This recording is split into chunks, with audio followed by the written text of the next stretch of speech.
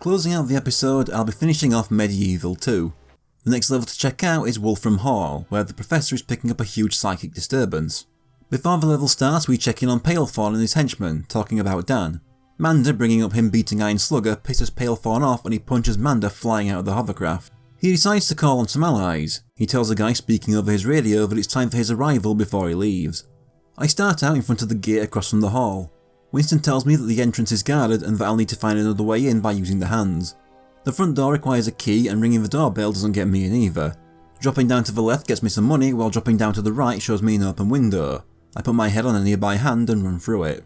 It drops me into a kitchen where I can see a key on the table, but I get caught by a Renfield and thrown back out. Next time I grab the key, but he catches me again. Getting caught will take the key from you. Several failed attempts and many beatings later, I grab the key and stand on this switch to lower the shaft and then ride it up to the next floor. I go through the nearby door into this big dining room. The next door then puts me in the main hall, behind the front door where I can see the chalice above a table. Instead, I take the door opposite the one I entered from. I get this creepy girl pick me up and throw me around before I can climb these boxes to get on top of these bookshelves and follow them along to this window back outside. I return to my body and now I can unlock the front door and enter. Right away I'm attacked by 5 of those suits of armour I fought in the museum. Killing them all gets me to 29% of the chalice filled. I smash open these wooden boards blocking an exit opposite the front door and jump through into another room. Those little girls can't be killed. Launching an axe into their faces just knocks them out for a bit. I head upstairs and find Winston, who tells me the place is filled with vampires that are immune to all my weapons, so I need another method of killing them. I take out the Renfield up here, grab some money and take the open door on the right of Winston. I ignore the stairs at first to follow the hallway to my 7th life bottle. I then run up those stairs and take out another Renfield for 41% of the chalice filled. I can't do anything else in here yet, so I go back to the previous room and take the door to the right of this one. The door closes behind me and I can see 2 coffins with sleeping vampires inside. I break open the boards in front of the windows to shine light on one coffin. The vampire bursts out on fire and chases me for a bit before it dies. I do the same thing with the other, which opens the door and the one to the left of Winston. The chalice is also at 58%. I go through that door, which also closes behind me and leaves me in another room filled with more coffins. First I run to the other end of the room to open the window and push the nearby coffin into it to kill the vampire. For the second, I drop into this gap and push the crate to the edge so I can push the coffin on top of it. And I pull the crate to the other end and put the coffin in the light. Door reopens, door to the left of this one opens, and chalice is at 76%. Go through the last door, which also closes behind me. Grab the nearby money and run up the stairs to heal. I jump across these platforms to open another window. This time the light splits and shines on 3 spots. The coffins are below the platforms and I just have to push them into those spots. However, the green tiles on this floor ring a bell that wakes the vampires, so I have to stay away and wait for them to fall asleep again. The last one is smart and manages to avoid the light. But there's this long crate nearby I can push to box him into the light and finish him. This opens a door back in the room next to Winston where I killed that Renfield. It also got the chalice to 94%. Through it is another door that closes behind me. This time the room has some crates, a lift and a small wall to trap things in. First I ride the lift up and open the window. Then I jump around the room across all the floorboards sticking out of the walls. I reach this coffin and push it down to the bottom of the floor to make it break open.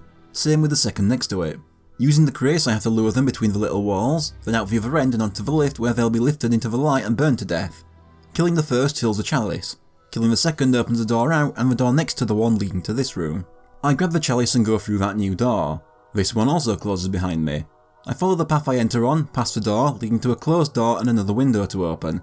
I leave that room and drop down to find some money next to 3 more coffins. To the left is a tunnel leading to a switch that raises the chandelier up in front of that open window and reflects light back down. I try pushing the coffin into that room, but hit a tile that sets off another bell. I avoid it next time and push the coffin down into the chandelier room, which breaks it open. I raise it again for the light and kill the vampire. I then do it again with the other 2, which opens the door next to the window. On the way, I go through the door I missed and heal to see a map that shows all the tiles that set off the bells that I could have looked at beforehand. I go through the final door which takes me to the boss level, the Count. After saving with Winston, I go through another door and jump down into the middle of the room. A huge coffin opens to reveal the Count. This was the guy talking to Palefawn over the radio. He spends ages going through his introduction and posturing, leading to Dan just telling him to hurry up. The Count doesn't like to be interrupted and starts a fight. He spits a load of massive projectiles at me. He can also dash towards me and attack with his claws. Around the arena are 4 mirrors that both my attacks and his can rotate. I need to have the mirror up perfectly straight and then have the projectile hit it to reflect it back into the Count. He'll follow up some of these by throwing flaming bats at me. They're quite hard to avoid, so most of them hit me. After the next hit, he starts throwing Victoria Molotov cocktails around the arena. Once I hit him enough, we get another cutscene where his writhing in pain somehow opens up the windows and lets light into the room.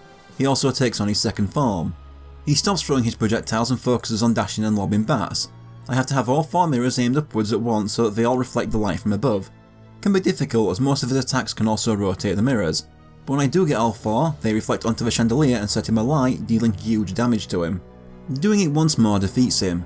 He burns to death and explodes. Wolfram Hall is more fun than I remembered it being. I think as a kid I had a hard time even getting inside. It's not the best level and most of it is essentially an extended box pushing puzzle, but it's still fine. Back in the Professor's lab, the chalice gets me the lightning. Like the first game, it's limited use and can never be refilled, so I never use it.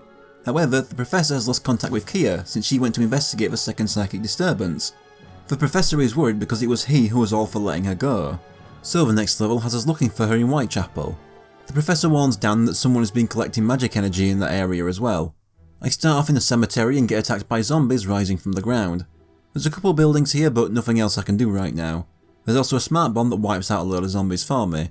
By the gate, Winston tells me that people he asked told him that Kia was last seen entering a nightclub. He warns me that the area is under curfew but he doesn't know why. This place is pretty small, but by the time I've cleared it out, I already have the chalice at 83%. Once I've killed them all, I go through the gate into town. Within seconds I already have the police swarming me. They're invincible so I can't kill them. The club is right across from the gate, but the doorman won't let me in without a membership card. I head off to the right and then left at the next turn. It takes me to some more zombies that get me up to 94%. There's some ladders on the wall, so I push a crate up so I can grab on and climb them to this roof, leading to a window I can jump through. In this house there's a fountain to heal some of the damage done by those bastard policemen. I go downstairs to find a locked door requiring a library key, then go even further down to find a small tunnel to send my head through, some money and the library key hidden in some crates. Through the hole is a switch that moves a bookshelf higher up to reveal another item. It's a griffin shield and I use the library key to open the door and go through. In here we can read up on some toy inventor who was killed by his latest toy and is buried within Whitechapel Cemetery. Up the ladder is his club membership card. I leave the house and head back to the club, but I'm still not let in because Dan doesn't have a beard like the picture on the card. Never mind the lack of flesh or lower jaw or right eye, does this guy not know of the existence of shaving? I return to one of the buildings in the cemetery and place the griffin shield in one of the slots on the walls. Back in town I go left twice, then take the first right into an alley, then go left again to kill more zombies and fill up the chalice. I take the next right which leads to the chalice so I can grab it. I exit the path on the other side and keep going right around this fence until I see this building I can enter. Inside a chest in here is the flaming crossbow. The longbow and its variants didn't return, so the fiery arrows carried over to the crossbow instead. I ignore the park inside this fence for now and return near the club, taking the path left and right at the turn from it. This leads me to another house I can enter where I can heal. I keep following the path until I can enter this shop and then go into the basement. Breaking all the boxes just gets me some money and I go up some more stairs into a tailor's. I go into the changing room and come out in a suit. Still no beard though. I like this look for Dan though. Apparently he wasn't in PlayStation All-Stars when I got interested in what costumes were included. Which is a shame, but I don't think I want to cut any of the costumes that were included either. I leave through the front door and return to that fenced-in park. There's a statue and 3 projectors all beaming the colour red. Each one has a switch next to it that changes the colour. I make the one on the right green and the one on the left blue, step on the block in front of the statue to lower it, then hit all 3 projectors until they face the box in the middle, to combine the lights and open a hole in front of the statue containing the unicorn shield. I return to the cemetery and place it in the wall of that building to open the door inside. I get attacked by a load of zombies that killing opens a coffin for a necromancer to come out. I deal with him and even more zombies to open my way back out and grab a beard from the coffin. With this on my skull I can finally enter that club, the doorman not questioning me using the card of a dead man. Inside there's a woman to talk to. She's already met and spoken to Kia. She's warned Kia of Jack the Ripper and Kia's response has been to try and find him. She tells Dan to hurry to the clock tower and gives him the 8th life ball. The door to the clock tower opens. It's near the park I got the unicorn shield. As a kid, I wasn't expecting Jack the Ripper to be involved, but it's one of those things that as you get to it, it just makes perfect sense. I head through the door to find Kia cornered by Jack the Ripper, who's basically Freddy Krueger. But it's too late and he impales Kia on his claws and drains away her life force. We literally see the red soul stuff that comes out when you kill an enemy. The Ripper escapes and when Dan checks on Kia, she fades away. He's very upset. I think Whitechapel is my favourite level in the game. The police are a pain, but it has an atmosphere that feels closest to the first game. I also can't help but love the fact that we go on this big item collecting quest which involves grave robbing just for a fake beard. Dan's sudden romantic interest in Kia is out of nowhere though, considering he's barely spoken to her. He's been like, what, 1 line?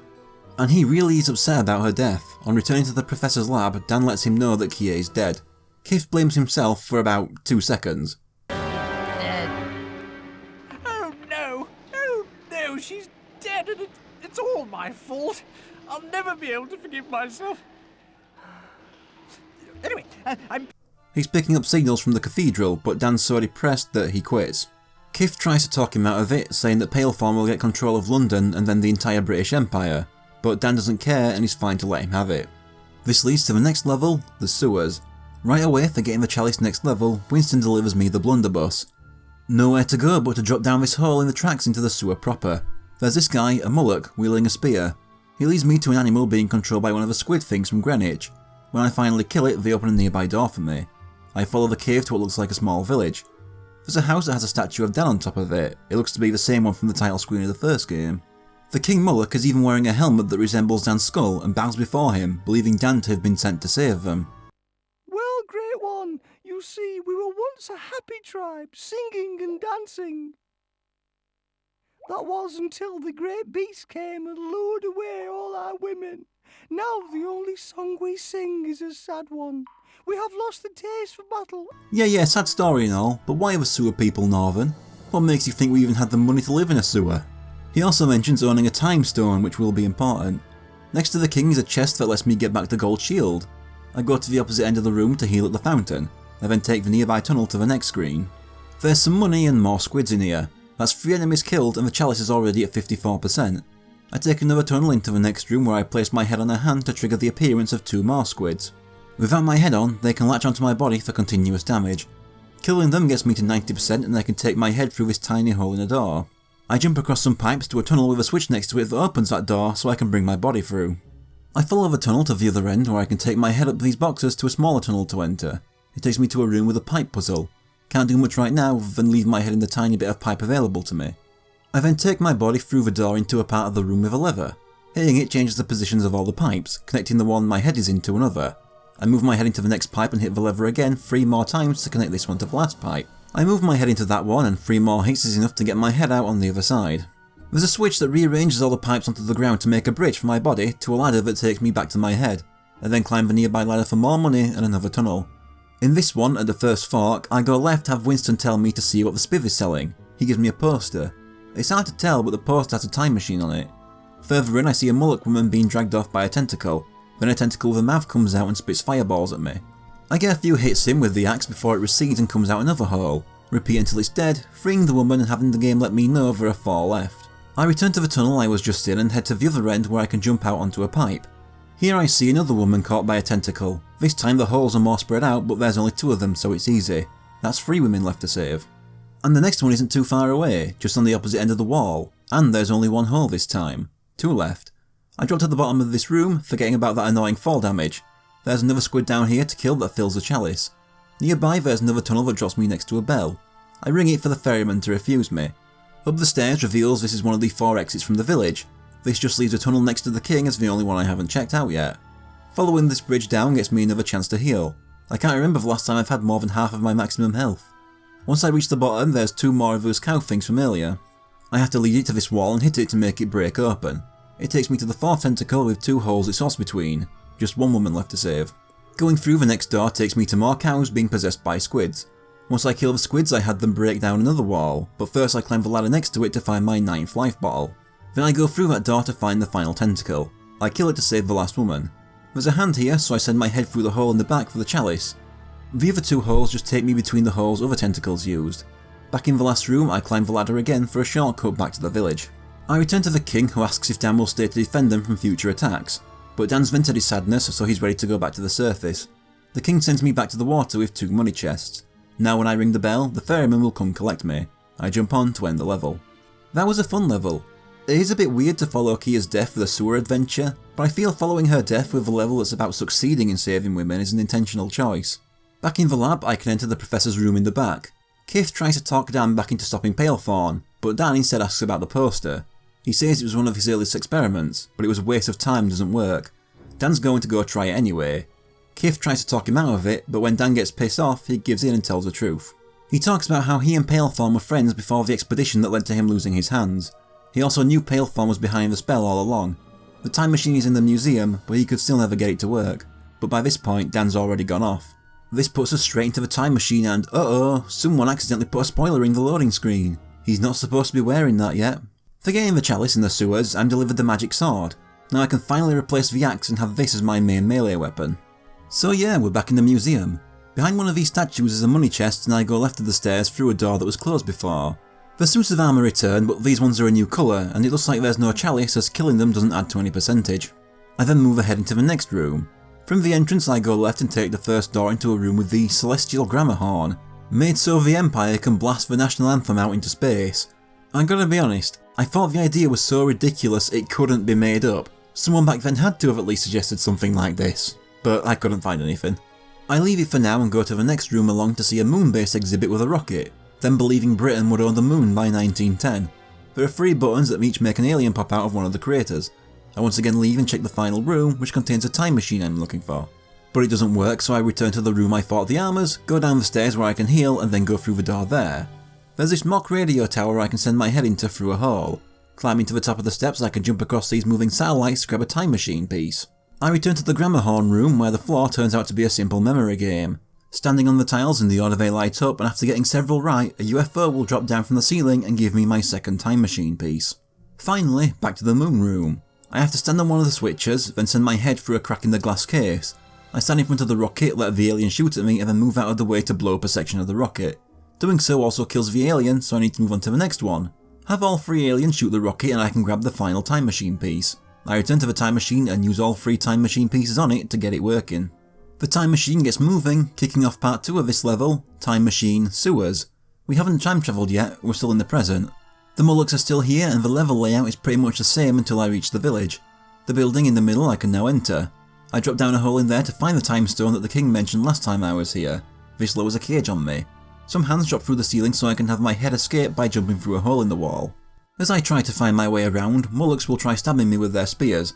I can take a ramp that puts me outside the king's house and on the opposite side of the village is another fountain to heal with. I go back into the building where Winston tells me that now I have the time stone and the Mullocks hate me to get back to the time machine. I jump in this fireplace where there's a switch to raise a cage trapping my body. It also opens another door in the dungeon.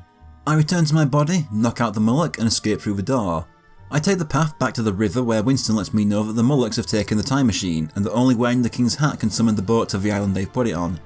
I beat up a Mullock outside the king's house which makes the king himself come out and heal that Mullock using the good lightning from the final level of the first game. I take the chance to knock out the king and take the key to his house. I run through into the back room and into this wardrobe where I can take the good lightning for myself and change into the king's clothes. Now the Mullocks will leave me alone despite standing right next to their defeated king, and I go back to the river to call the boat to the time machine. With the machine fixed up and the time stone obtained, I can finally move through time. This starts part 3 of the level, Time Machine the Ripper. Before I start the fight, there's a fountain to heal with and the spiv so I can prepare. Dan charges at the Ripper, but he still manages to impale Kia. But Dan did get there early enough to distract him from absorbing her life. For this fight, both the Ripper and Kia have a life bar. If Kia takes damage, I'll need to use the good lightning to give up some of my health to heal her. He stays invincible while running around or dashing into me while slashing with his claws. He only becomes tangible when he goes to attack Kia, which is when I can damage him. After that he does this long dash jump between walls from the top to the bottom of the screen. It can be very hard to avoid thanks to the speed of it. Even the daring dash doesn't work too well at keeping you out of his range. I just keep repeating this pattern until I get him down to 30 health. At that point he starts making fireballs rain down from the sky. Another tough dodge thanks to the size of the explosions. The next time he goes for Kia, I get him down to 1 health. He cuts me off with his wall dash, but next time he becomes solid I get the final hit in. The Ripper begs for mercy, instead Dan executes him with a shot to the head. The Ripper had gathered enough souls that killing him alone gets Dan the chalice. Kia and Dan embrace as past Dan from the Whitechapel level shows up. The two shake hands, which makes them merge into a single Dan, now wearing golden armour.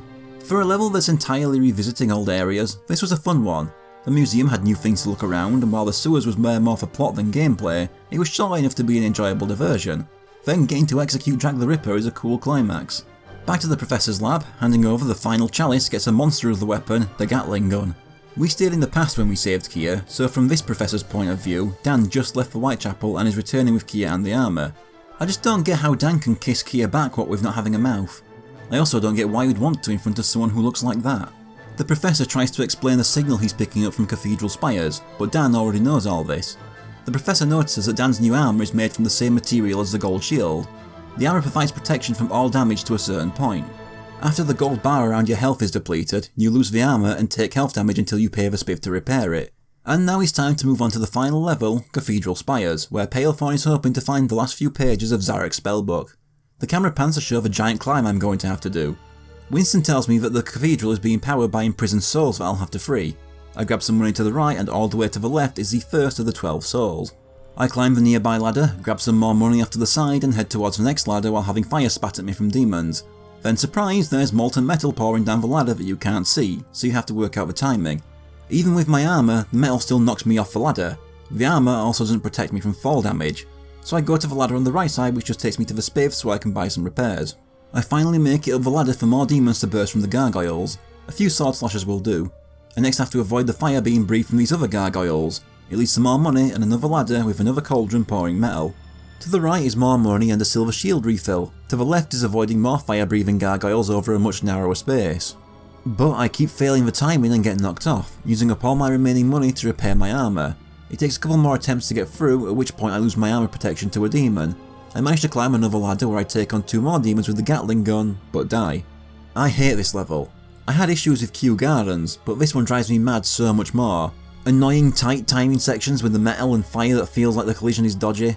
The lake was my least favourite level in the first game thanks to that chalice glitch, but this is my least favourite of the 2 games I've played. The other issue is that after my armour runs out, the Ripper left me with very little health and I've already exhausted all the fountains of rejuvenation in the game. I still don't know why they changed it so they never refilled like they did in the first game. Back at the point I died, I kill the demons and find a second soul nearby.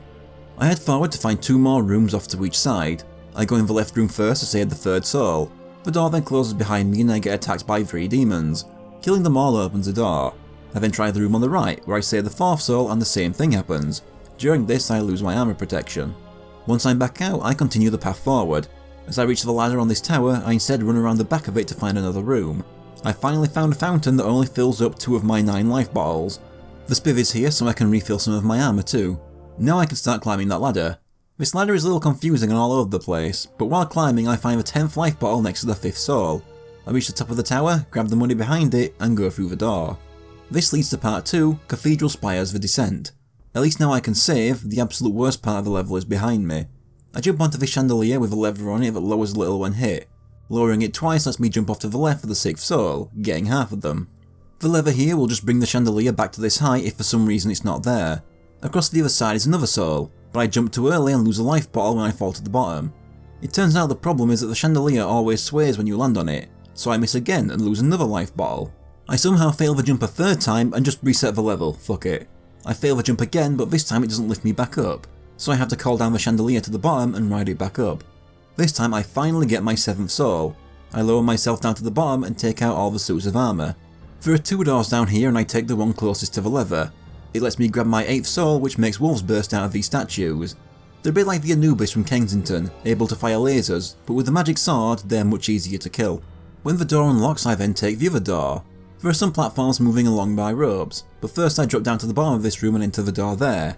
I grab my 9th soul, which closes the door once more and gets me attacked by more wolves. I can also pick up the 11th and final life bottle in the game. Once I can go through the door, it takes me to another much needed fountain. But first I return to the room with the platforms. I ride them across to the other side and take the door for some more money and the spiv. Lowering a chandelier and then riding it up allows me to find a golden cog. Then I miss the jump yet again and lose another life bottle.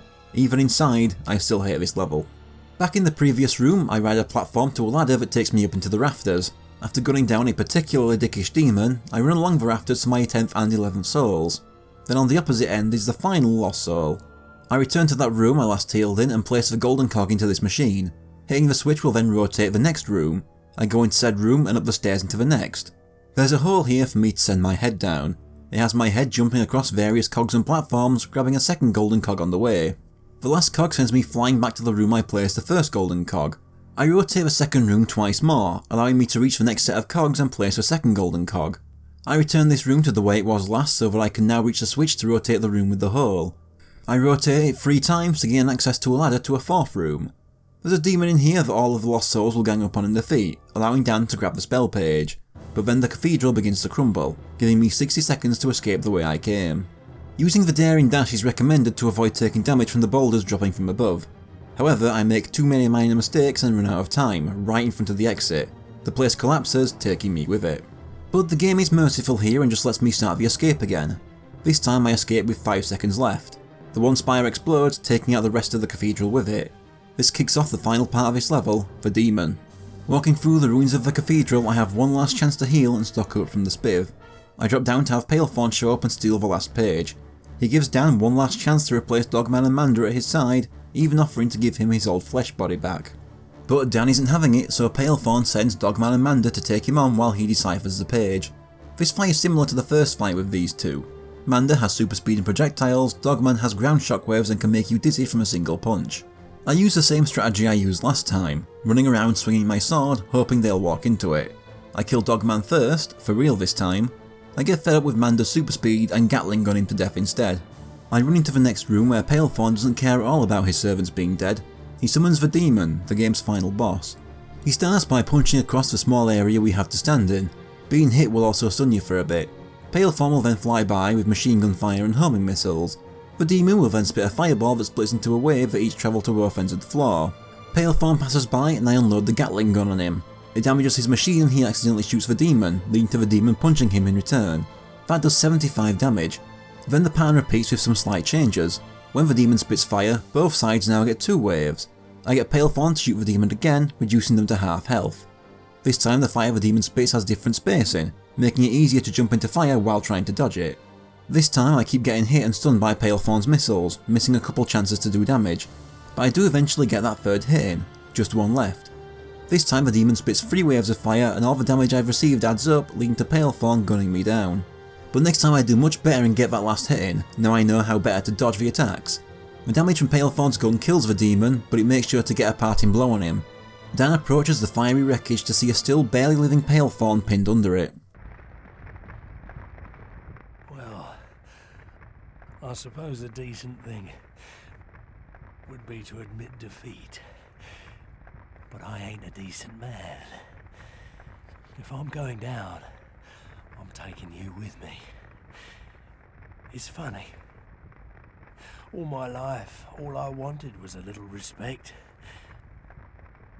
And world domination, of course. For people to notice. Well, they'll notice this.